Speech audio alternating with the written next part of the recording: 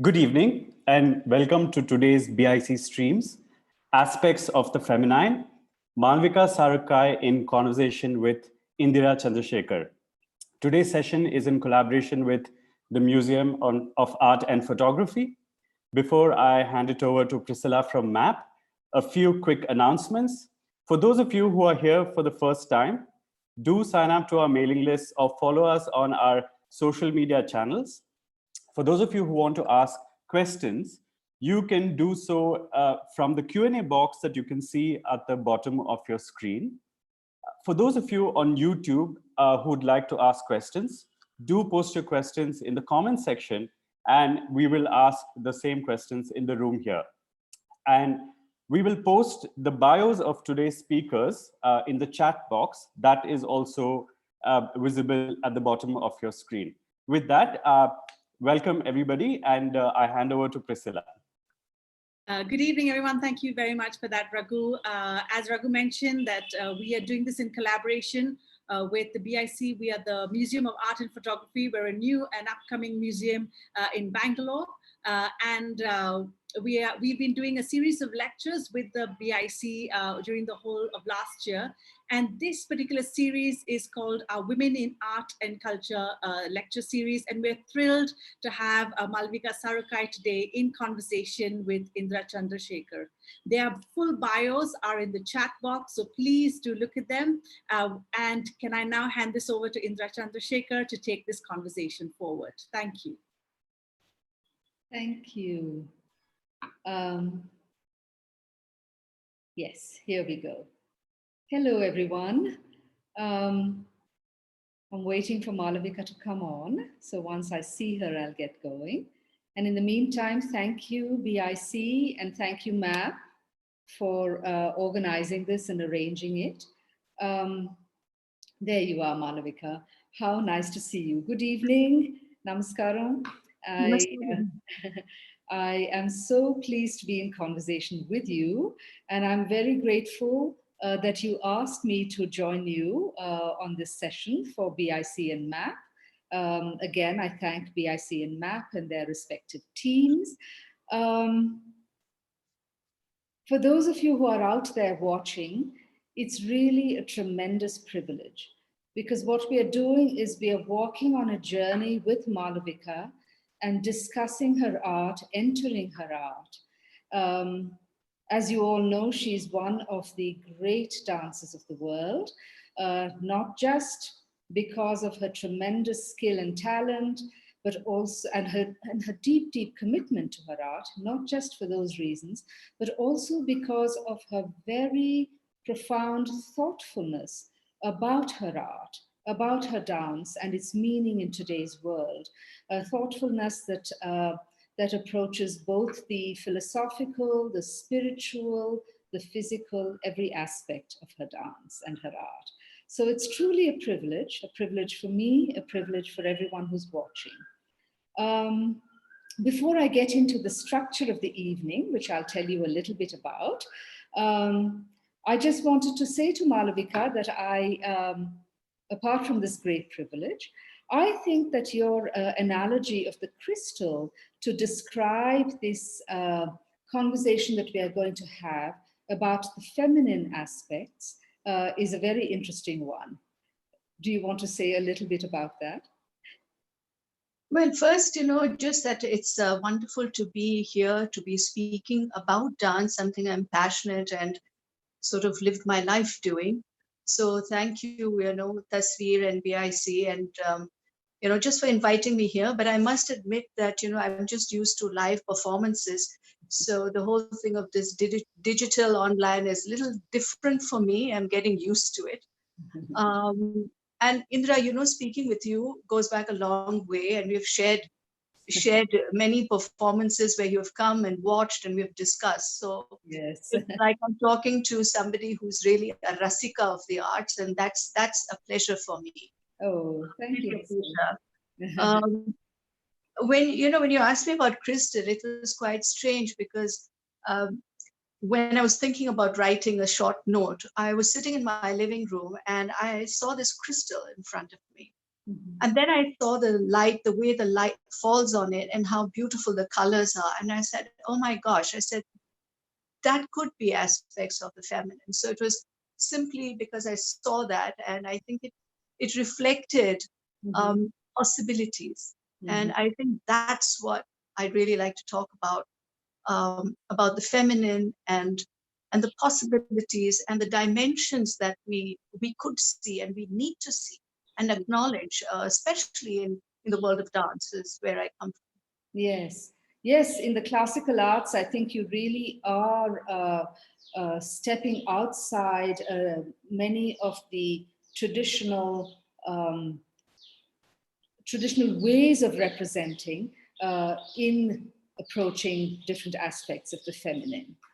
Now, to the audience, in order to illustrate this conversation and in order to follow the narrative of how Malavika is going to speak about the feminine in its different aspects, we are very lucky because we're going to have 3 illustrative pieces, video clips, that we are going to be watching.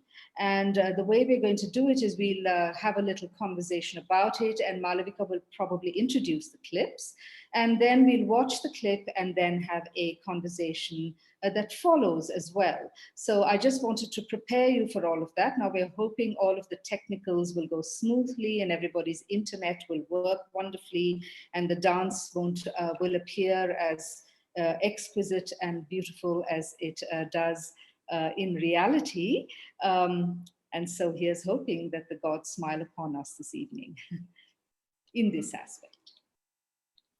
Now, Malavika, your very first piece takes me back almost to the time when I first saw you dancing, and which was unforgettable to me. You were just enchantment itself.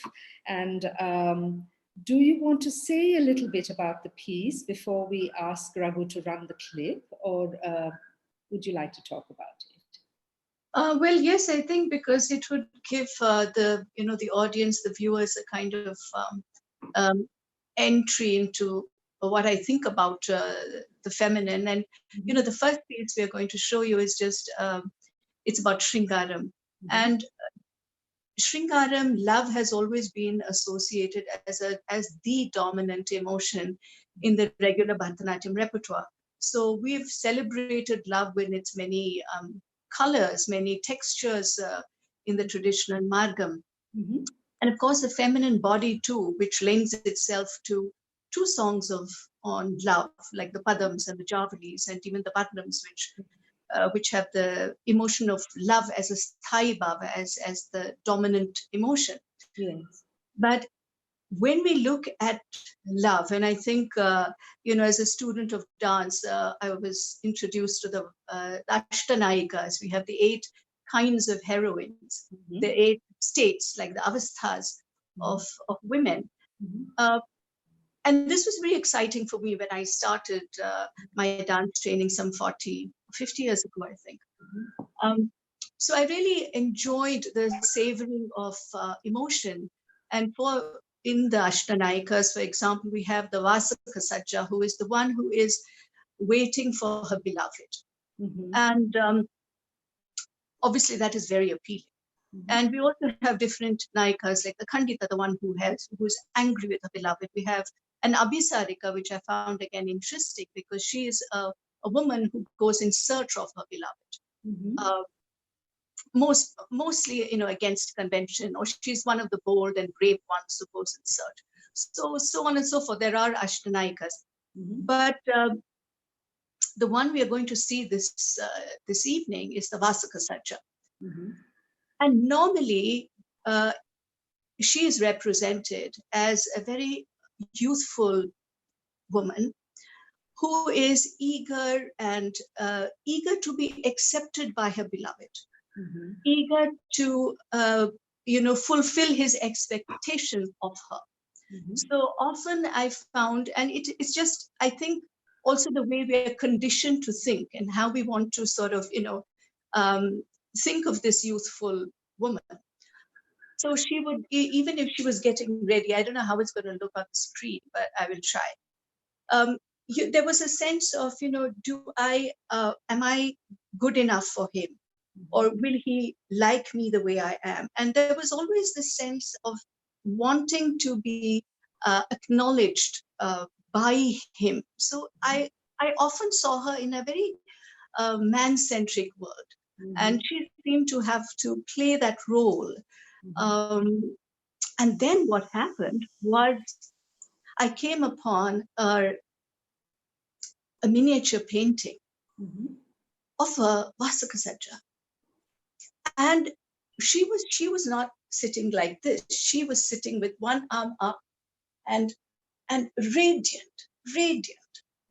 And when I looked at her, I said, my God, this is a very different way of looking at this Vasakasajja, a woman who's waiting for her beloved. And she seemed to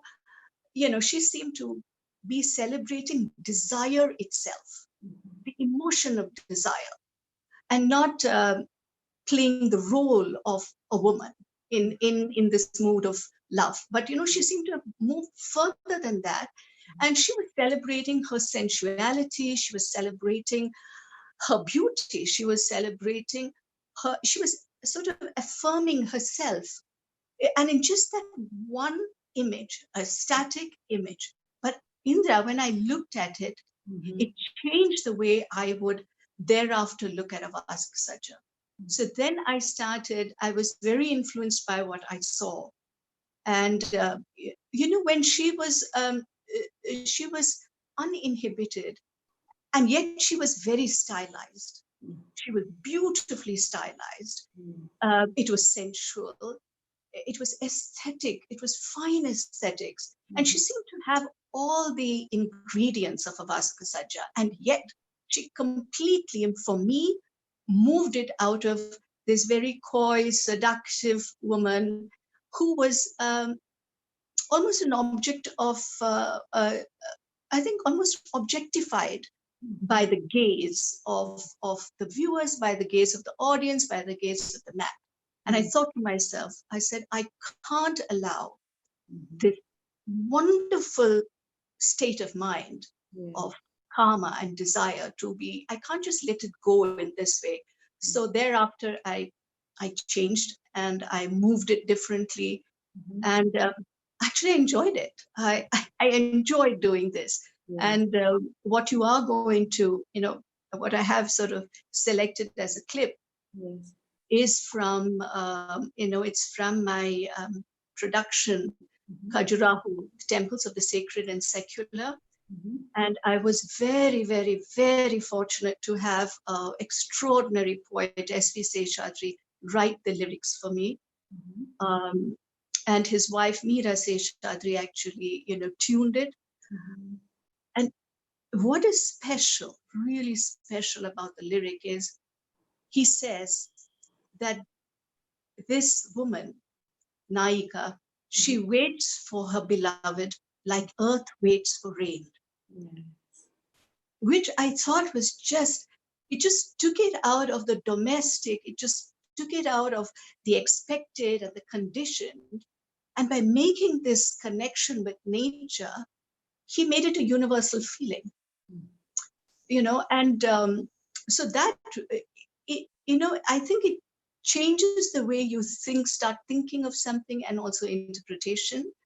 And this clip is from a video of a dance video called Vahini, which was made by K. Hariharan, directed by K. Hariharan. Okay. So this is in brief what the Vasakasajja is about. Celebrate Shringaram, just love. Thank you. Raghu, maybe we can show the clip now. Thank you, Malavika.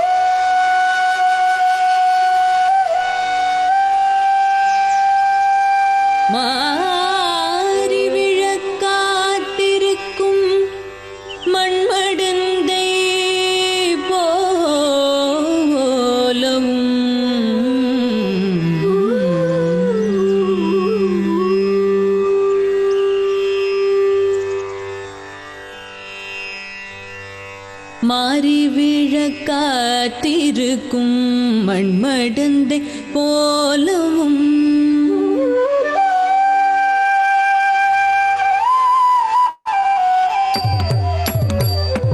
மாறி விழ காத்திருக்கும் மண்மடந்தை போலவும் மாறி விழ காத்திருக்கும் மண்மடந்தை போலவும் மாறி விழ காத்திருக்கும் மண்மடந்தை போலவும்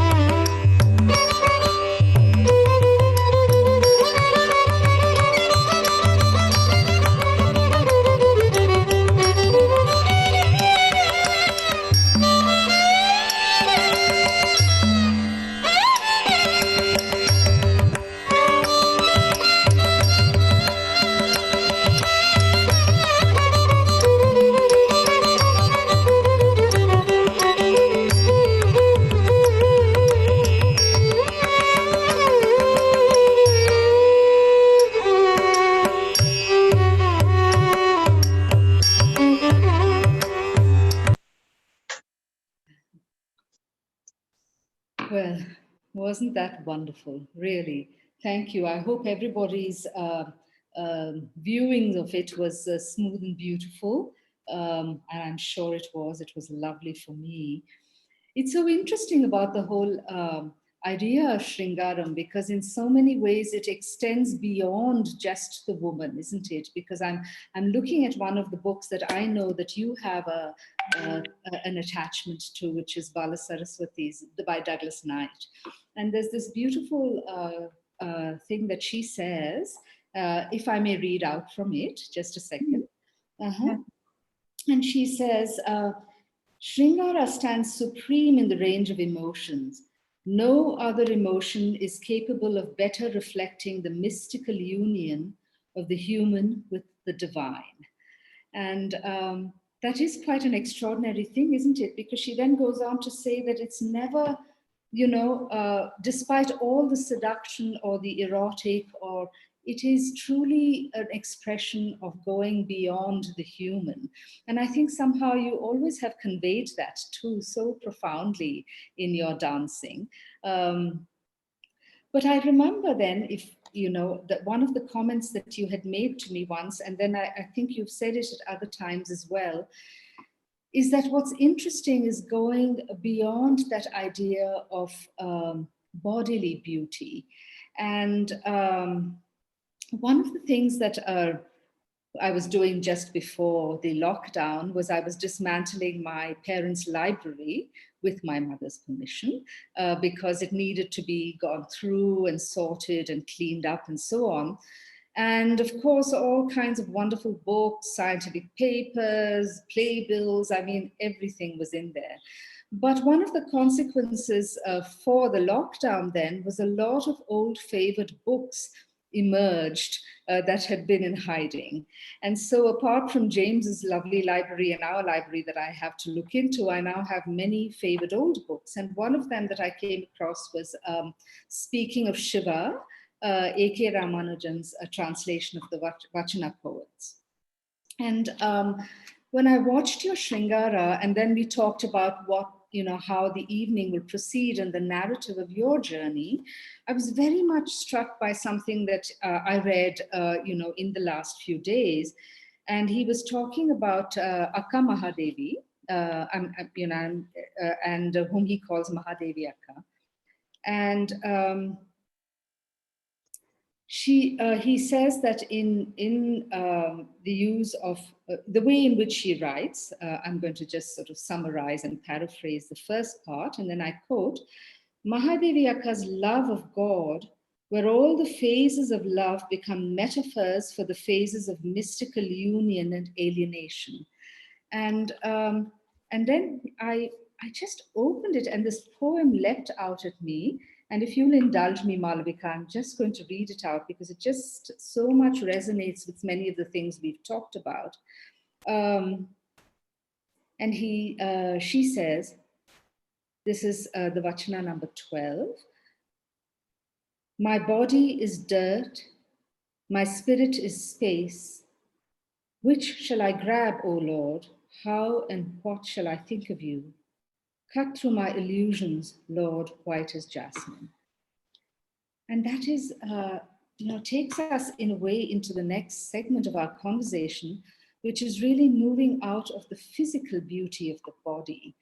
So if you would like to comment. Well, I think, all the quotes that, what you were reading from T. Bala Saraswati's book, written about her. And, yes. The whole thing of taking the physicality of Shringara and moving it beyond the body is, I think personally, it's a very, very difficult and arduous journey. It's very arduous because it's easy to speak about it. It's easy to find the words for it. But if you have to live the experience of saying, how do I move Shringara to Shringara Bhakti? I found personally, it took me many years of questioning tradition, questioning what I had learned, questioning how I could interpret differently, and questioning the seed of what is Shringara Bhakti. And how do I, as an artist, how do I, with the physicality of the body, how do I, as a dancer, when the body is the means of expression, how do I actually move it beyond the body? How do I find that bridge? And as I said, it's just, years of sadhana. It's a kind of tapasya almost to say, how can we find this core within the body and to enable us to find Shringara Bhakti? Then I thought, and I think through experience of the sadhana and practice, it's really technique. You need the technique in the body. You need to let the technique inhabit you in such a way, you need to be in such immersion of the technique that it actually allows you to move away from the physicality of thought, the physicality of representation. And all I can say is, I think it's extremely individual. I'm not sure this can be taught. I think it's about temperament. I think it's about the individual dancer, artist wanting to, travel that path, which is very lonely. It's very lonely because, talking about the physicality and the beauty and the decoration is just so much more easy. It's so much more, it's such a happy state of mind. And people convey it and people like it. And the feminine body itself, the dancer very often is the woman. And sometimes, of course, now we also have male dancers, which is good that they're also coming into, Bharatanatyam performance. But often I find that it's easy for dancers to get trapped by the physicality of the body and by their persona, by themselves. Yes. And you have to want it dearly. You must really sort of, ache for it to say that I want to move away from this. I want to move away from the comfort of this zone. And I think for me, it was, after having done Shringaram with the beauty and sensuality, that I felt that I can't leave the woman and I can't see the feminine just in that way. I can't leave her there, because I said then I'm sort of compartmentalizing her. I'm not giving her dimension, and I'm almost denying her other her phases of her life, other dimensions of herself. And so it was that I started my solitary journey of saying, what else will I do? And what is my calling? I really believe, artists have to be pulled with a fierce energy to be able to go that path, because it isn't easy. It isn't easy to risk, which is what you have to do if you want to be creative, if you want to evolve, if you want to grow, you have to risk. And all that you risk might not turn out as success. That it's also there. People might write a book, but it might be a great book, but it might not do well. I mean, publishers might not pick it up, whatever.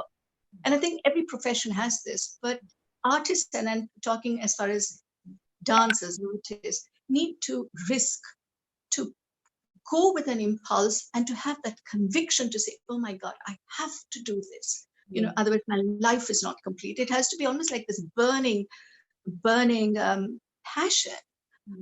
And for me, if it wasn't for my mother, Saroja Kamakshi, if it wasn't for this one person who stood by me like a pillar, like a banyan tree, I don't know what to call it, I don't know how to describe her, who always told me to follow my intuition and to have the courage to follow it and not be afraid, and to say, go ahead and discover. It's okay if you don't succeed every time, and I think those were very wise words, and I think it was like, she was not even like a shadow. I mean, she walked side by side.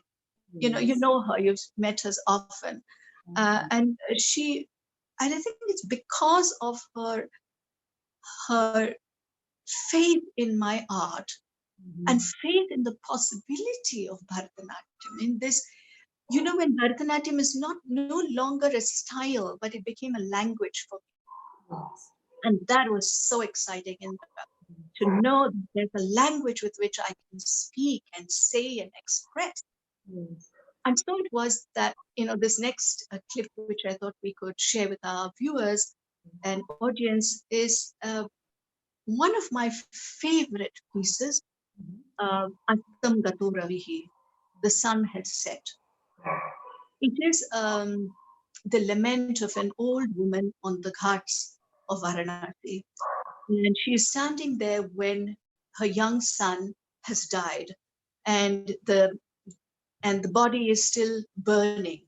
It's still burning, and she's in the silence of these dark and somber ghat in Varanasi. And again, here it was S.V. Seshadri who wrote the lyrics, Meera Seshadri who composed it. I mean, they were the most extraordinary couple. As I said, because it was one of my favorite pieces, when Sumantra Ghoshal, who made the film The Unseen Sequence on my art and Bharatanatyam, he asked me, he said, what is your favorite piece? And I said, Astam Gato Ravihi. And so it was that he filmed it. And so the excerpt is from The Unseen Sequence, and it is a cinematics production and directed amazingly by Sumantra Ghoshal. And so it is, as I said, that's how I started moving out and working on pieces which I felt I was compelled to create, to live, and to inhabit. Thank you for sharing that with us, Malavika. What an extraordinary story you told us of your journey. I mean, it's very moving. Thank you so much. I think we'll watch the next clip and then we will talk. And so, Raghu, thank you.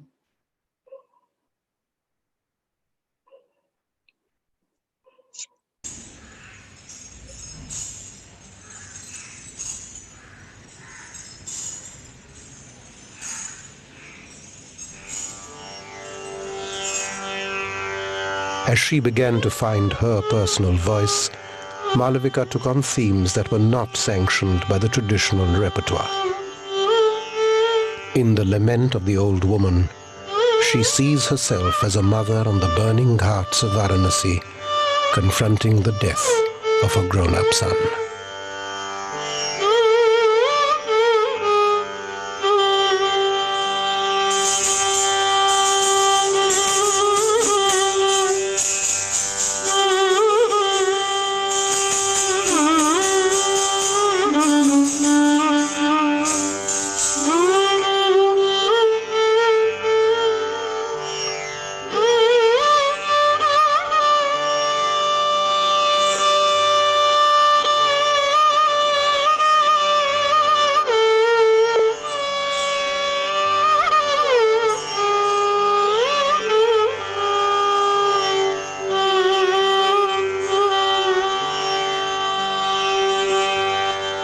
हस्तं गतो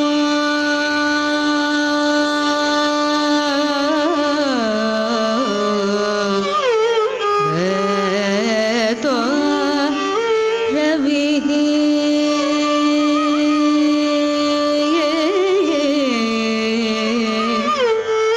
हस्तं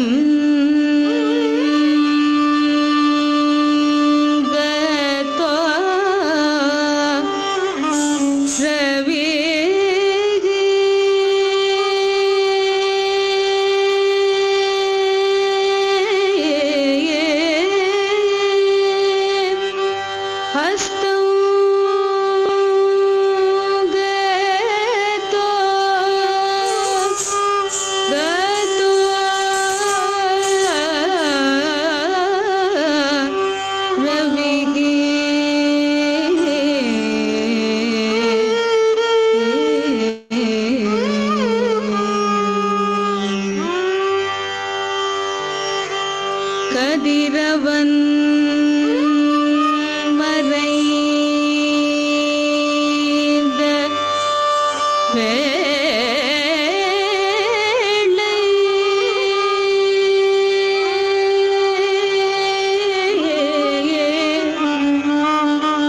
கதிரவன்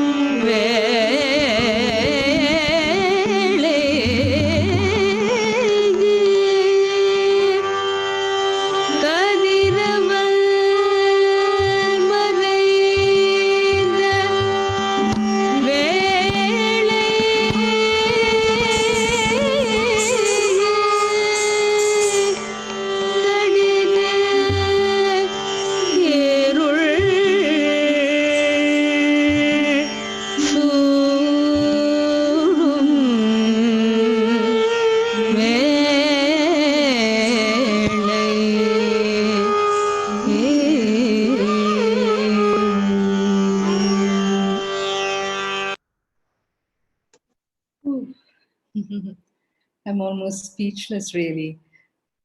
I think especially at this moment when we see so many scenes of such terrible lament, when you turn on the television, when you open the newspaper, in our country today, this is especially moving. It is such a brave piece, Malavika, because you really are speaking about a woman in such a different phase of her life. You're speaking about an emotion that is in such contrast to what you portrayed earlier. And it's very much going outside the traditional. It's an extraordinary piece. Thank you also for talking about your mother earlier. I think that's especially in aspects of the feminine, to have a sort of an inspirational co-creator, someone who walks by your side, as you said, is wonderful. And in this video clip, it's particularly touching to see her sitting there watching with such attention. It's an attention which is one of immersion. There's the critical eye, there's pride, there's love, there's everything in that. It's quite extraordinary. And for me, it's especially moving because, not just have we known each other all these years, but our mothers knew each other as young women. And when you first appeared on the dance scene in Bangalore back in the 1980s, when you performed for the Music Society, for one of my father's conferences, I remember that everyone used to say in whatever language they happened to be speaking, in the house, be it Tamil or Marathi or Tanjavur Marathi or English or whatever language we happened to be speaking, everyone would always say, Malavika Sarukkai, that's Saroja Kamakshi's daughter. How lovely. So that's very special to see her sitting there. So how was that piece received? I mean, you were really going outside tradition. I think, when I did it, now I've forgotten which year I created it, but I know it was a long time ago. Mm-hmm. I think, audiences quite didn't know how to accept that piece. Yeah. Because, they just thought that one should stay with the more tried and tested and applauded choreographies and interpretations of women. Mm-hmm. But I felt that, as an artist, I had to be honest to what I felt. Mm-hmm. And it demanded that I create this piece and I venture into it, because when I venture into something like The Old Woman, what was particularly important, and it was a milestone, Indira, in this, because with Astam Gato, what I had done was I kind of discarded the romantic notion of the woman, the notion of just the beautiful body and sensuality of body and desire and all that we associate with it. Instead, I moved into this character. And I chose to move into this character who was actually very withered. Her body had withered. Yes. She says, I'm like a barren tree that still lives. And the young tree has been cut in its prime and lies before me. And she says, why am I still alive? Why do I burn alive? And why does he burn in death? And these were such important,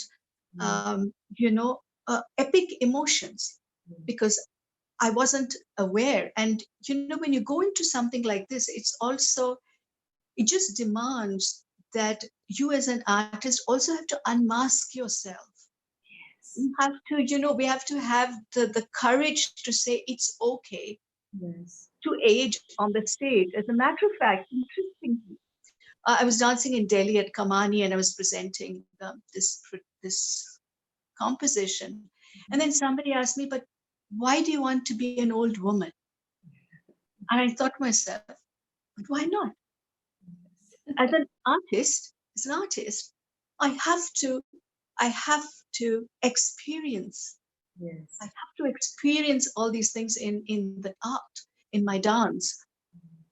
And so I heard the question and I just said, no, but I have to dance these pieces. And I think one needs that sense of conviction. I keep saying that, and I'm hoping, other dancers and who are looking at it, the young Gen Next dancers, to say, that hold your conviction, because that becomes important to also determine the dancer or the artist you are. Yes. You know, it's important to find that voice. And I think for me, it was finding my personal voice and thereafter moving with it. So I think, and I chose these two clips, these two video clips, because I felt one was about sukha, pleasure, romance, physical, the beloved, the whole caress of the beloved, the embrace of the beloved, in a grove, in this beautiful environment, as set against the old woman, alone, bereft, in grief, on the ghats of Varanasi, in the dark and somber ghats of Varanasi, you know. And I think it's about hope and despair, dukkha. So it was really these very important, I felt they were very significant emotions to talk about when we say aspects of the feminine. We say sukha and dukkha.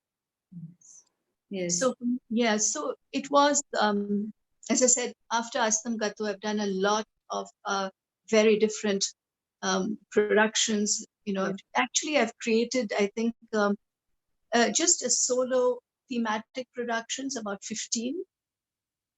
15. I was just going through my resume, and even I'd forgotten that I'd created so many. Yeah, that's a fair amount, I thought. And 2 like thematic productions, you know, and about 30 other solo compositions, which I would use into my repertoire. So it became rather vast. And talking about a vast repertoire, I would like to share with everyone here the small short excerpt from Mahishasuramardini, which of course is now we've taken the feminine to the sense of Shakti, Devi, consort of Shiva, but herself as a feminine principle, as the creator of everything, as Prakriti. So I think now we have moved from the worldly to a sort of a presence of energy, of divine energy. And this again is from Mr. Mantra Ghoshal's film, The Unseen Sequence, directed by him. And it's a very short excerpt, but it might give a sort of a savoring of what Devi is in this composition. It's just a very small excerpt. I would love to, Tasveer and BIC, I would love to dance it. I would love to dance it. But some other time, now we should just be happy with seeing this little excerpt. Yes, I have been so lucky to see you perform, Devi, and I think it's just extraordinary a piece. So, Raghu, if we could have the clip.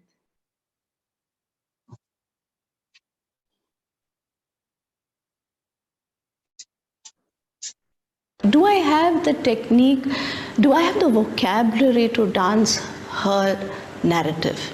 I'm in a movement like this, which I start. I mean, where did I get that movement? I don't know. Where have I seen it? I don't know. But I wanted to give the masculine sort of, the circle of the gods.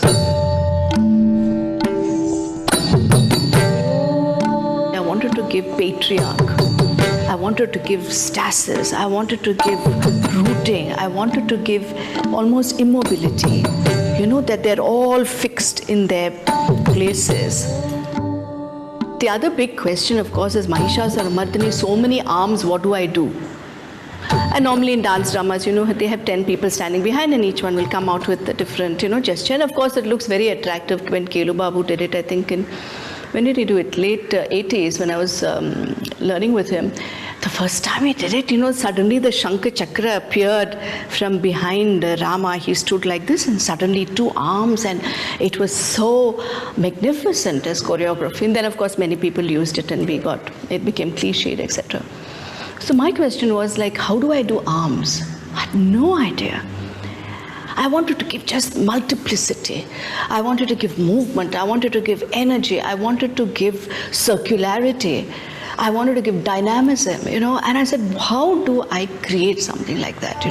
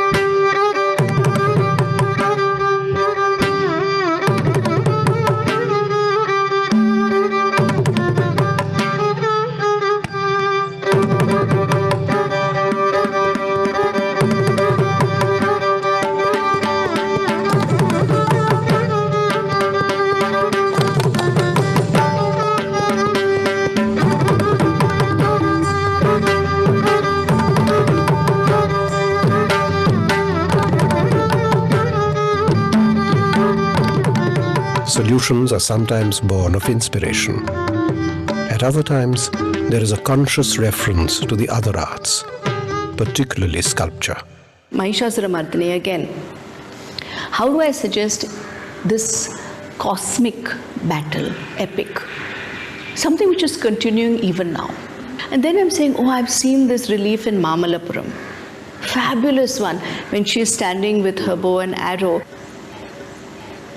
and he is moving with the mace.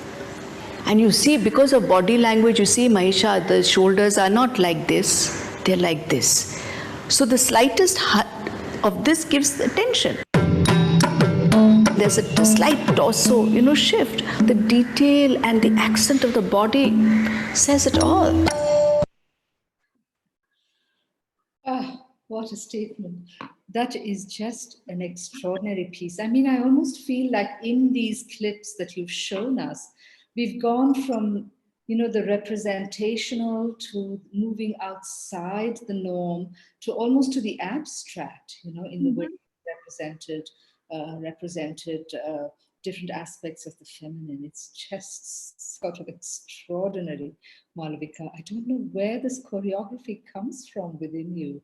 It's just extraordinary. I think one is just, one really feels thankful that there is still the creative urge and the creative spark, to push, and extend boundaries of Bharatanatyam, because obviously what I inherited from my gurus, which was very precious and very, very important and significant in my life, it took me up to a point. And then after that, I had to find my own voice.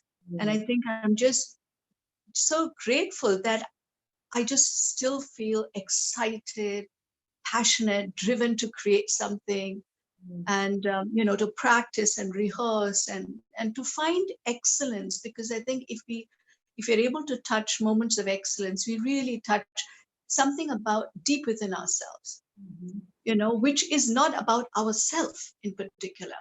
You know what I'm saying? It is through excellence we get to a moment which is actually about the dance. And I would love to just say, mention this quote which says, that technique disguises the dancer and reveals the dance. I think it is beautiful because it allows us to see the dance and not the dancer. And I truly believe that for a classical artist, when we have the what shall I say, the means of natyadharmi and stylization, we have everything there for us. And it's a question of like, how can we harness it? How can we make it our own? And say, with this technique, with this internalization, can we reveal the dance and disguise ourselves?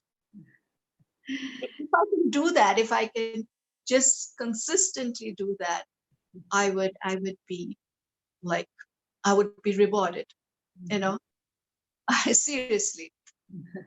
Well, truly for us, Malavika, as someone who's seen you dance over the years, I think you take dance to an absolute, to its absolute pinnacle. And somehow I want to return now to to that first analogy that you used of the crystal. And as a scientist and sort of channeling a little bit my father's voice and his interest in optics and so on, I think of the crystal so much as both reflecting back and refracting. It's showing you both a direct, almost a mimicking or a repetition or a reflection of an art form that you've taken, that you've used from its traditional roots are fully within you. And then you refract it, you shift it, you tell your own story and you recreate. And so thank you for that. I think in many ways it spoke not just to the feminine, but to your entire relationship with dance, the crystal. Thank you for giving me that dimension. I'd never seen it earlier. Thank you. Thank you. Yes. So there are a lot of comments, I think, and if you want to respond to them. And so I'm going to pop this up and hope I do this right with the chat screen and talking about the comments. And Raghu, maybe you'll have to help me with the comments. There we are. Yes, so I'm not actually seeing them. So if you could make if I could see one of the comments on the screen, then that might be good. And in the meantime, what I do want to say to the audience is that I did quote from, while this comes up, because I'm waiting for it too, is that I read from Speaking of Shiva, which is A.K. Ramanujan's translations of the Vachana poets, and mine is, I think, a 1970, an early 70s edition of it, reprinted in 1979. And then the other book that I quoted from is one that I know that Malavika often refers to as well, which is Bala Saraswati, Her Art and Her Life by Douglas M. Knight Jr., who is Bala Saraswati's son-in-law, in fact. And that is another extraordinary book talking about another extraordinary dancer. Indy, we have one question. Yes. If you'd like to read it out in the Q&A section. Yeah, I think, Malavika, it's audiences are asking, Pankaj Singha Roy is asking about your work on Timmakka. He'd like you to sort of speak about that. Mm-hmm. Well, again, she is one of the women I just felt I had to include in my dance programs. It happened quite accidentally because I was on a flight and I remember, reading a small article on her, a small piece on her, and it really moved me, and it struck me as being such a brave and courageous thing Timmakka did. So I tore that, or I kept, I think, that piece, that article with me for many, many years. And at some point, I have taken that out, and then I got it. Obviously, it was commissioned music and lyric, because there was nothing else as such written for me to dance. And again, it was S.V. Seshadri and Meera Seshadri who did the needful and gave me this beautiful music. And again, it was in a sense to be inclusive about different kinds of women and their experiences, and to say, if I could, I would bring it into the repertoire, and that's what really made me dance it. Thank you. Yes, that is a very, very beautiful piece as well. We have a question from James, who says, hi, Malavika, having seen you several times over the years, I've always been struck how you seem to live completely on your stage. How important is your audience to you in your creative process? Hi, James. Great to know you're on this program, looking and listening and asking this question. No, the audience, I think, they are very important in a sense that you do feel the energy of the audience. When you're dancing, you do feel, there is a kind of give back to one. But I wouldn't say that I would depend on that completely to energize my program, or the dance, or whatever I'm done, the compositions and the choreographies I'm presenting. I think there's a lot of, sustained energy and involvement within, which an artist has to bring to the stage, But the audience, as I said, when they're with the artist, I certainly feel, this kind of, it's like an energy field which comes through, and it's difficult to articulate exactly what one feels, but I know I feel it, and I think it is important, to have that, to complete the circuit, as it were, the dance, the audience, the resonance, the rasa, and then it's more complete. And then it's an experience which is not only by the artist, but also by the audience. And I think that we experience and we don't have to talk about it, which is quite wonderful. Because, you as an audience, you can just leave and say, I felt something. And that's it. Very often people ask me, but I don't understand, you've done so many hastas, etc., but I don't understand. And I would say, what, if you feel it here, if you feel that something has impressed upon you, has impacted you, has made you feel, that is it, And I think, the audience does play an important part. But again, I would say that sometimes I could just dance in just the womb of dance itself. That too. That's beautifully said. Though I must say that I appreciate your comment about if you feel something, because sometimes I've gone to a performance of something which is not an art form I know much about or appreciate or don't know the language of. And yet when it's a very excellent performance, you're very profoundly moved. There's just no doubt about it. You're lifted by it, you're elevated by it. There are a few more questions. One is an interesting one again, since this is the aspects of the feminine. Gemma de Alessandro asks, I would like to ask in which way the same rasa like Shringara is performed differently between male and female. Is the feminine different? So basically that's it. Yeah, she elaborates on the question. Yeah. Is it, no, can you explain the question again? Is it that what, the Shringaram, is it different between male and female? Yes, I would imagine so. Yeah. I would certainly imagine that there is a different sort of sense of interpretation. And it's a question, I think, of what you emphasize on, again, it's so individualistic, it's a question of each dancer saying, okay, in the feminine, this is what I want to accentuate, or this is what I want to highlight. And I think it would be very different, for a male dancer who's also presenting Shringaram, and I think the bigger questions, because what kind of dance compositions do male dancers choose? Do they do the Naika, or do they do something which is more masculine in that sense? And I think different dancers, male dancers, are choosing differently, and I think they're also extending the repertoire because, the traditional Bharatanatyam repertoire we inherited, and now with male dancers also performing, I think a lot of changes have taken place. And I think Shringaram would have many shades, for everyone, I think. Yes. Thank you.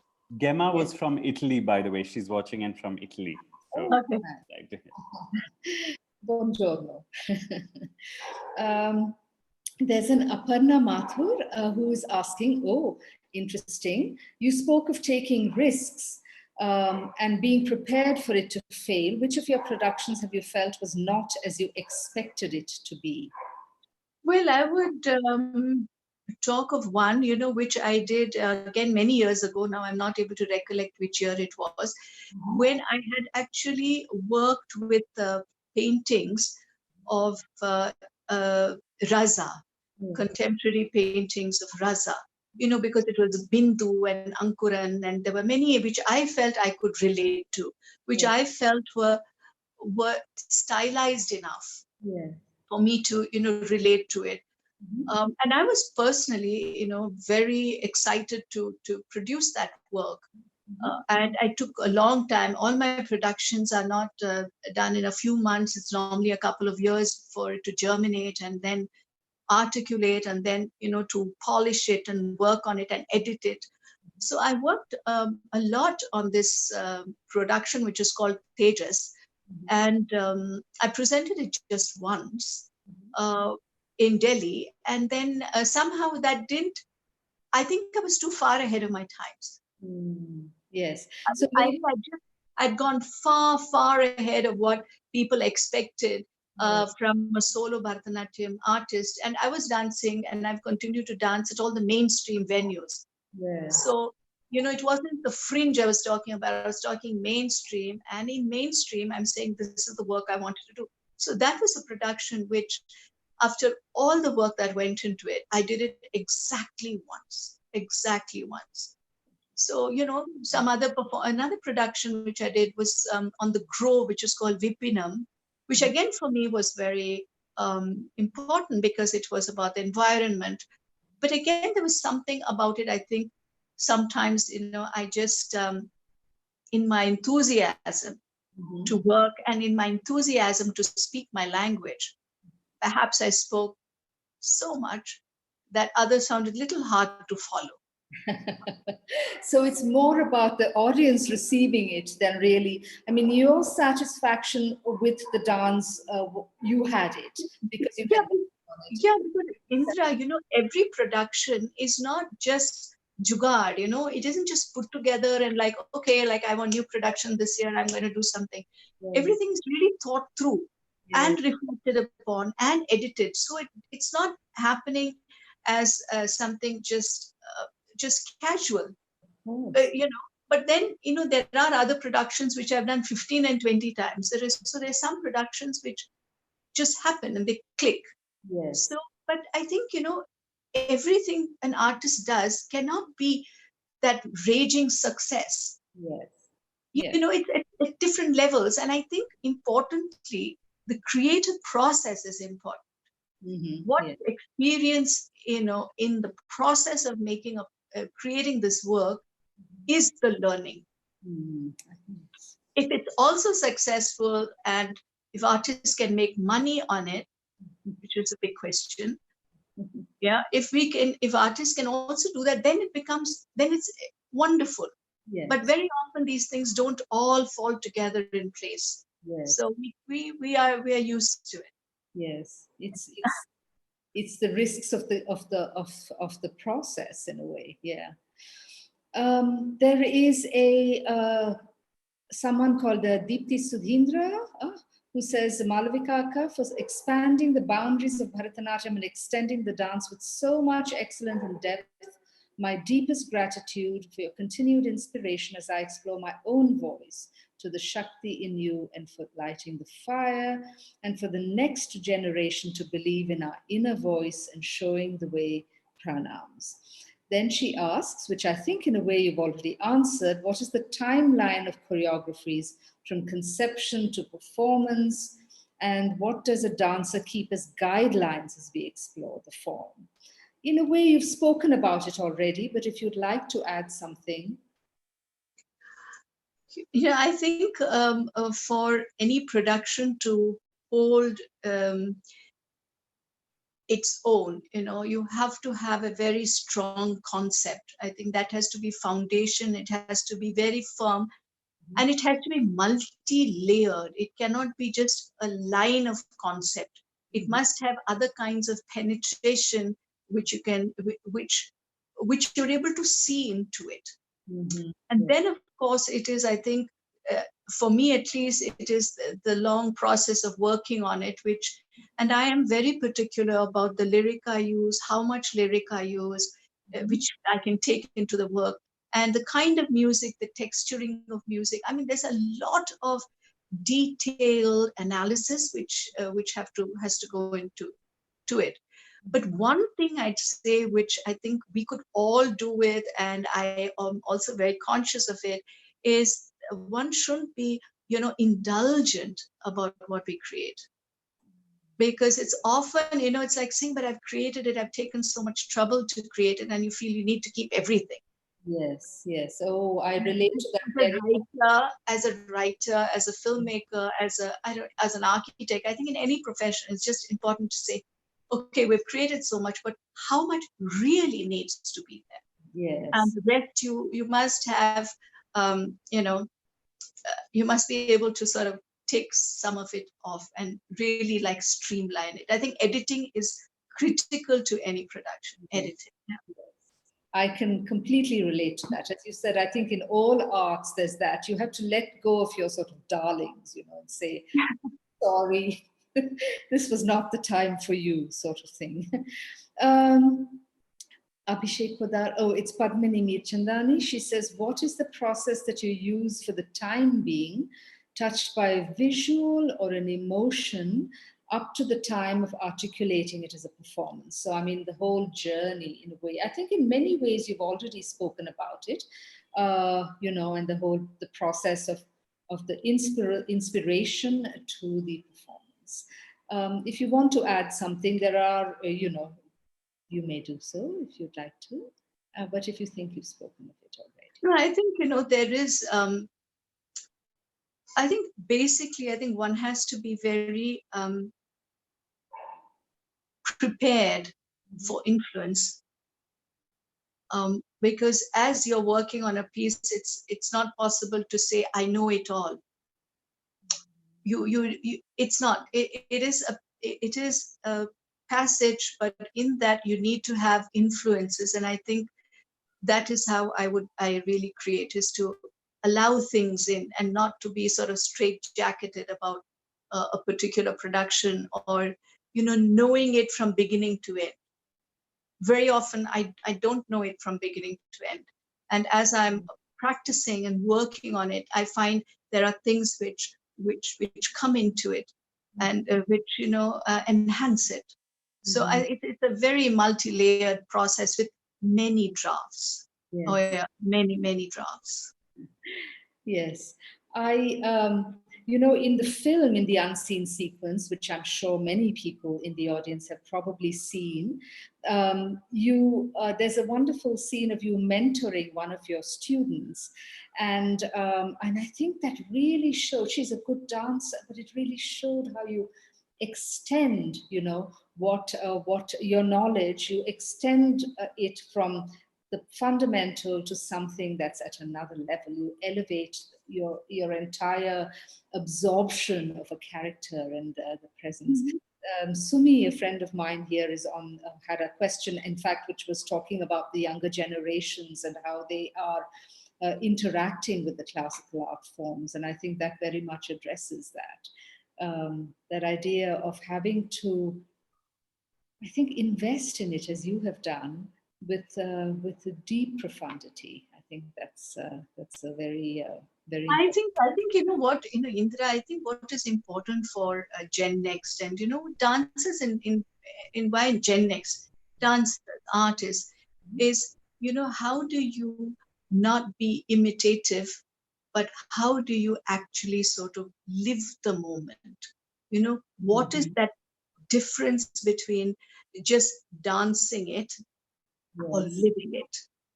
And I think that's a qualitative difference, which I think if we work towards, you know, and I think it's something we have to constantly work at, to be alert to that, you know, that one can slip into habit, which is very frightening, because, you know, with tradition, there is so much repetition that we do, you know, that before I perform something on stage, I probably have done it some 5,500 times already. And the biggest challenge is to say, how can I remain fresh? How can I refresh it every time, even in rehearsal or in performance or whatever? And I think that is really about a word I would use is intention. Intention is a whole nother big subject, but I think it's critical, and I think it really defines dance. Intention. What is it the dancer holds in the mind while she dances or while he dances? What is that intention? So I think that's another big subject, another topic, another day. Another day, another conversation. Yes. I think I see Raghu on the screen, so I'm guessing it's sort of a prompt that we are running out of allotted time. It's always such an inspiration to talk to you, Malavika. I always move away from chatting with you at any level, from formal to light to casual to, I always move away from it inspired and feeling somehow that one must always think of elevating one's art to another level, never fall into that comfort zone of just working without intention. I think I just like to say one thing is, you know, which I really believe in, is I think dancers have to dance for dance. That is the reason. And I think why, I mean, I feel like inspired, or you or Raghu or whoever is looking at this, is because classical dance is really so inspirational. It gives us a vision. It helps us touch another level, another level to ourselves. So I would tell all dancers the one mantra: dance for dance. And that's just, it's just complete in itself. It holds everything. Thank you so much, Malavika. Thank you so much, Indira, on behalf of our collaborators, the Museum of Art and Photography and the Bangalore International Center. Thank you for a fantastic conversation. Thank you so much, audiences, for joining us both on Zoom and on YouTube. See you